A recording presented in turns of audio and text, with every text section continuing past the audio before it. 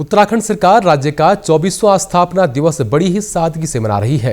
राज्य स्थापना दिवस के तहत विभिन्न कार्यक्रम आयोजित किए जा रहे हैं। इसके तहत देहरादून स्थित दून विश्वविद्यालय में प्रवासी उत्तराखंड सम्मेलन का आयोजन किया गया, जिसका मुख्यमंत्री पुष्कर सिंह धामी ने शुभारंभ किया।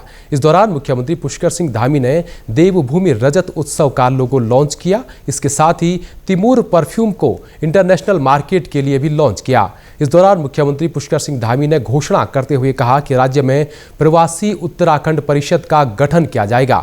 इसके साथ ही प्रवासियों की जानकारी देने के लिए एक वेबसाइट भी तैयार की जा रही है। उन्होंने कहा कि साल में एक बार सभी प्रवासी अपने पैतृक स्थान पर जरूर जाएं। ऐसे में प्रवासी लोगों के सुझाव के आधार पर नीति और योजनाएं भी तैयार की जाएंगी। उन्होंने प्रवासियों से कहा कि अपनी जड़ों से जुड़कर रहें, राज्य के विकास में अपनी भूमिका निभाएं। मुख्यमंत्री पुष्कर सिंह धामी ने प्रदेश में किए जा रहे तमाम कामों की जानकारी दी।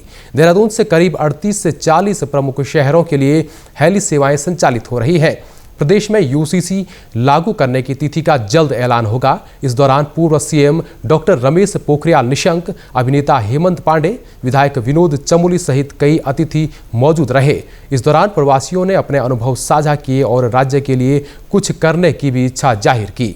टीवी कलाकार हिमानी शिवपुरी ने कहा कि मैं अपनी मिट्टी से जुड़कर कुछ करना चाहती हूँ, जैविक खेती के लिए प्रयास करूंगी। साथ ही कहा कि उत्तराखंडी फिल्मों को बड़े स्तर पर ले जाने का काम भी करेंगी। मैं अपनी मिट्टी से जुड़ के कुछ करना चाहती हूँ। जैसे मैं अपने गांव को, जो राधा जी ने बोला, तो मैं बहुत टाइम से सोची थी अपने गांव में जाऊँ, खासकर उनकी महिलाओं की मनोरंजन के लिए, क्योंकि महिलाएं अकेली रह गई। खासकर जैविक फार्मिंग कैसे हो सकती है वहाँ पर, किस तरह से मैं अपने गाँव को विकसित होने में मदद कर सकती हूँ, तो वो मेरा प्रयास रहेगा।